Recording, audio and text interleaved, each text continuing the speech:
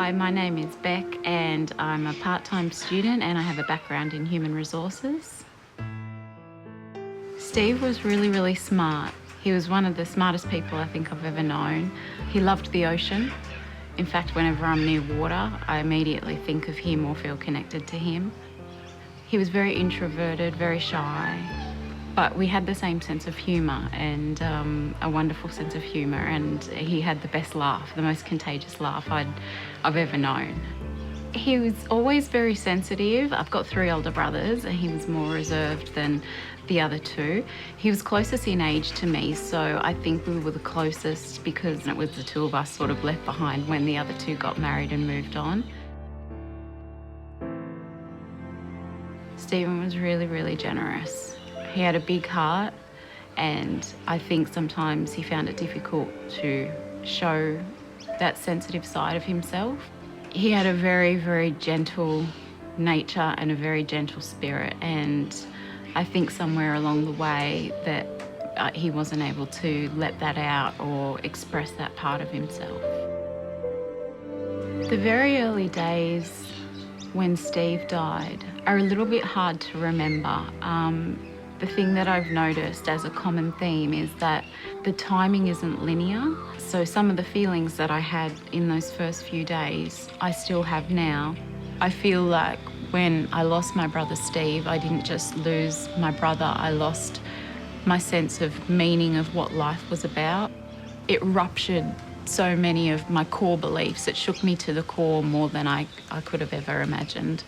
For a sibling to have been in that much pain, to go against the natural law of survival, it was just horrifying.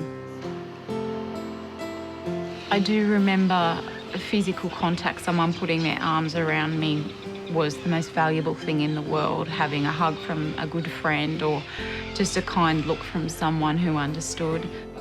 Probably the most helpful thing that I found was there was a little book that described what someone might be able to expect in the wake of suicide loss.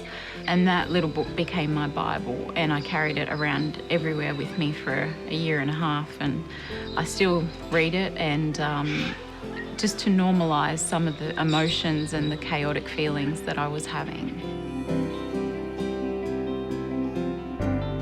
I felt and I feel a sense of guilt that I survived and he didn't. Doing things that bring about a sense of joy for me was very, very difficult. So trying to bring in things that would make me happy, make me smile, were often severed very quickly by a feeling of guilt, because if I'm laughing, then I'm not thinking about him, and does that mean I'm not being a good sister? I think one of the gifts of what has come out of losing Steve is that I've realised we really only need very little in this world, like to live, to survive. Simplicity has been my saving grace, like making my life simple. I've had to have a continual awareness and a conscious awareness of the types of environments that I'm putting myself into, because my threshold to stress isn't very good. And I've really had to respect that I'm vulnerable, I'm sensitive, and that this is going to take some time. I feel like I'm constantly making adjustments and fine-tuning every day, and that in itself is exhausting. I am resourceful because I want to survive. I want to come out the other end. I want the pain to pass. Yoga and meditation are important for silencing my mind. Part of the grief or the aftermath of losing someone to suicide is there's a complete discord between my brain, and humans' brains are natural problem solvers. We want to find out a reason why, and we want to find answers, but the emotions are so different and so chaotic. Yoga silences that, meditation silences that. So the past falls away and the future disappears, and it's about just being in the moment. Sometimes I'll get a feeling of overwhelming joy, and sometimes tears will follow. My other two brothers, Simon and Tim, and my mum and dad and I, we're all unified and joined by this one event. But our grieving processes are all very, very different.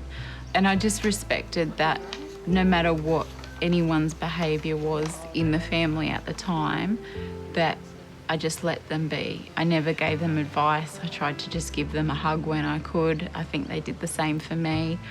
It's taken a little bit of time for us to become closer as a family unit than it did initially. We didn't all rely on each other initially. It's taken some time and some water under the bridge, and now it feels like we're starting to grow closer as a family because of it, and starting to open up and express how we feel about Steve's death.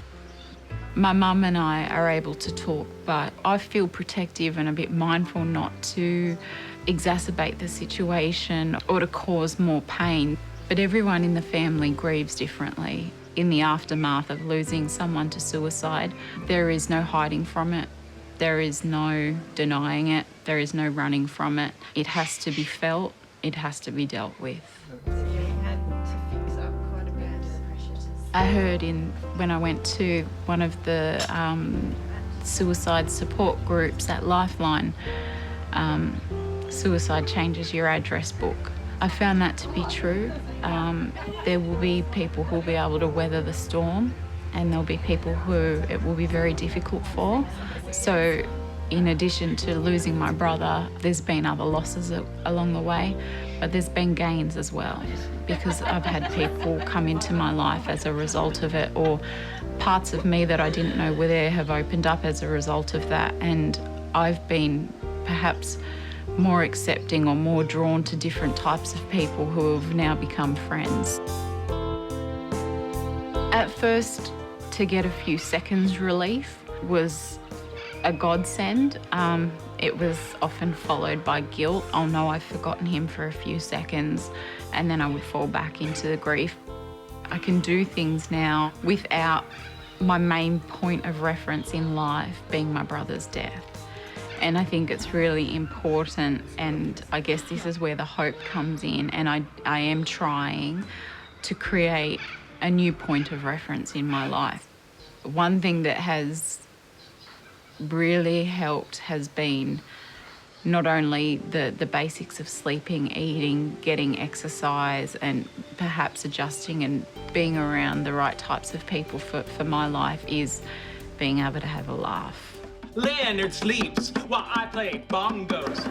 I remember watching the first time that I laughed. I want to meet Jim Parsons, who plays Dr. Sheldon Cooper on Big Bang Theory, because he was the first person to make me laugh. And I just have, every time I see this, I see him and he makes me laugh, I just wish I could hug him and say, thank you for giving me back my laugh, because I never thought I'd find it again.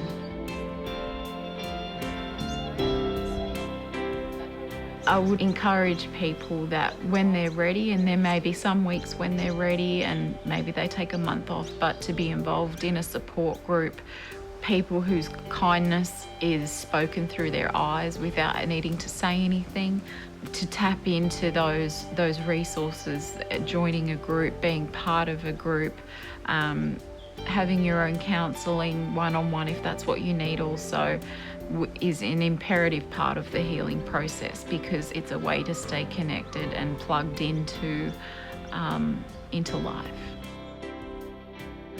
Steve would tell me to just get over it and get on with it. He'd say, it's not a big deal, Beck.